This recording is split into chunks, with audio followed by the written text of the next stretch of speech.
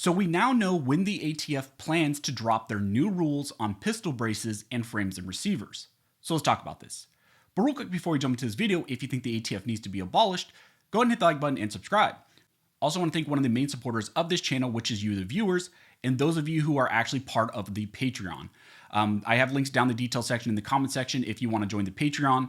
That is one way you can actually support what I do over here on the channel. And also I plan to do some more one-on-one interactions through the Patreon and actually give you kind of some more behind the scenes content of things I'm doing, things that are planned, and just also sometimes when I go and do some cool things, trips and all that. So thank you again to everybody who is part of the Patreon. And again, if you're interested, you can use the links down in the details section. Also, I want you to know that this content is powered by the Firearms Policy Coalition. So head on over to joinfpc.org to help support the Second Amendment cause. Thank you again, Firearms Policy Coalition, for supporting this channel. So like I said in the intro, we now know through a Federal Register publication when the ATF plans to drop their new rules on frames and receivers and their new rule on pistol braces. These two actions are just another chapter in the ATF's book in violating our fundamental rights.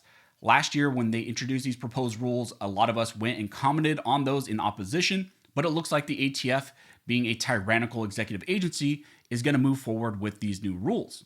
So for those of you who have 80% builds, maybe 3D printed builds, maybe you have polymer 80s or 80% lowers, maybe you have a firearm with a pistol brace on it, these new rules are going to directly impact you. So let's take a look at this document and let's take a look actually when the ATF plans to roll these out. So this document states, ATF plans to finalize regulations regarding definitions of firearm, firearm frame or receiver, gunsmith, complete weapon, complete muffler or silencer device, privately made firearm, and readily, and finalize regulations on marking and record keeping that are necessary to implement these new or amended definitions.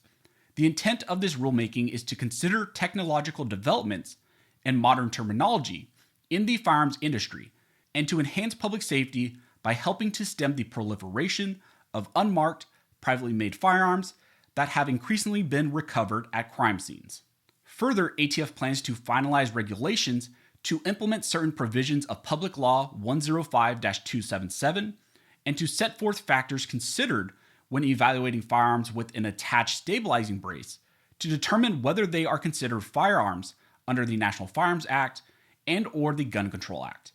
This second rule would make clear that all weapons that fall under the National Firearms Act, however they are made, are subject to its heightened regulations, including registration and background check requirements. So first, let's talk about the frames and receivers section of this document. If you aren't aware, last year the ATF introduced this proposed rule, which sought to bring all 80% lowers and also 3D printed devices within the definition of frames and receivers, and therefore treat them as actual firearms. Currently, incomplete lowers and 3D printed items are treated as just either a chunk of metal or just a piece of plastic, and therefore are not regulated under federal law. However, this new rule seeks to change all that, and it seeks to treat them as actual firearms and subject them to serialization and background checks. Also, the new rule includes mechanisms where currently possessed items would need to be serialized as well. In the frames and receivers section, the register states, the Department of Justice proposes amending ATF regulations to provide new regulatory definitions of firearm frame or receiver and frame or receiver because they are outdated. The department also proposes amending ATF's definition of firearm and gunsmith to clarify the meaning of those terms and to add new regulatory terms such as complete weapon, complete muffler or silencer device, privately made firearm, or readily for purposes of clarity given advancements in firearms technology. Further, the department proposes amendments to ATF's regulations on marking and record keeping that are necessary to implement these new or amended definitions.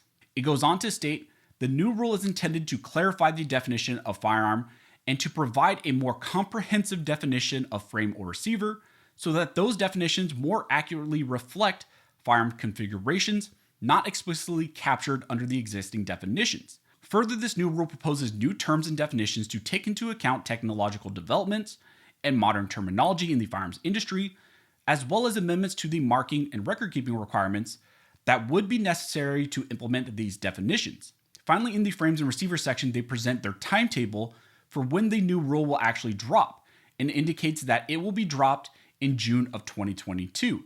So in June of this year is when the ATF is planning to drop their new rule, changing the definition of frames and receivers to include within that definition 80% lowers, incomplete lowers, 3D printed lowers, and other devices that they now want to actually consider to be firearms and subject them to serialization and background checks. So in June, this entire field of privately made firearms is going to be turned on its head.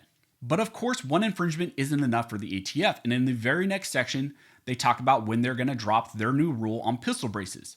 Now, if you don't recall, what happened with the whole pistol brace issue is that the ATF sought to actually create this new rule where any firearm with a pistol brace on it would actually be considered to be an SBR and therefore be subject to the NFA's requirements, i.e., pretty much any firearm that has this brace on it would be subject to registration and taxation. The proposed rule created a weird report card system where you would have to look at this report card and then point out your firearm that has a brace on it.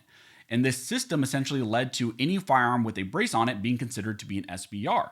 So this section on the pistol braces states, the Department of Justice is planning to propose to amend the regulations of the ATF to set forth factors considered when evaluating firearms with an attached stabilizing brace to determine whether they are considered firearms under the National Firearms Act and or the Gun Control Act.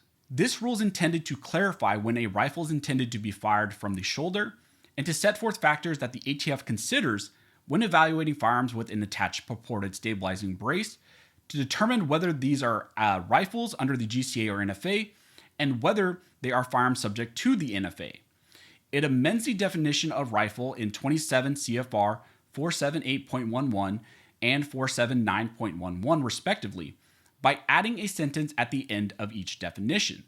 The new sentence would clarify that the term rifle includes any weapon with a rifled barrel and equipped with an attached stabilizing brace that has objective design features and characteristics that indicate that the firearm is designed to be fired from the shoulder, as indicated at ATF Worksheet 4999. That worksheet they just mentioned is that weird report card system where you would actually have to look at your firearm and point it out to actually see whether or not the ATF would consider it to be an SBR. This section then goes on to include a timetable and identifies that the final action on pistol braces is expected in August of 2022. So not only will we be getting a new rule on 80% lowers or privately made firearms, but we're also going to get a new rule on pistol braces. Undoubtedly, I expect when these new rules hit that we will see some cases pop up challenging them, but this was something we all talked about with the bump stock issue. When the ATF first went after bump stocks and changed their definition of what a bump stock is considered to be and considered them to actually be machine guns, a lot of us were concerned that this was kind of the first stepping stone to the ATF being engaged in more overreach. And that's exactly what's happening now. If you thought the ATF would stop at bump stocks, you are sadly mistaken. So this is definitely going to be an issue going into this year, and I'm going to try to keep you guys as informed as I can and give you guys updates whenever we get them. But if you guys have any questions, go ahead and comment down below, and I'll try to answer the best of my ability. Also, if you like this video and like to support the channel, one of the best ways to do that is to like, comment, and subscribe. All those things help to fuel the algorithm or fuel Algore's rhythm. It adds fuel to his jet, and it signals to YouTube that you guys see value in these videos and this type of 2A news. Again, thank you to everybody who likes, comments, subscribes, who hits the notification bell, who shares these videos. You guys are directly impacting these videos, impacting this channel, and helping me to reach more people than I could have ever thought. Not always does YouTube push these videos, but you guys sharing these videos actually does really help push them more when YouTube doesn't want this information to get out. Also, I want to mention that the Gundies voting, if you're not aware of what that is, it's kind of this award ceremony for the gun industry. I've been nominated in 2 categories, Breakout Creator of the Year and Top 2A Voices. You can vote for me if you think I should win one of those categories. You can use the link down in the detail section in the comment section. You get 15 votes a day, and actually it's going to close here pretty soon within the next couple of days. So if you think maybe I should win one of those awards, you can vote for me. But regardless, thank you guys for all of your support. So as always, thank you all for watching. Don't forget to like and subscribe. And never forget, this is Built by Arms Scholars. This nation will be maintained by Arms Scholars.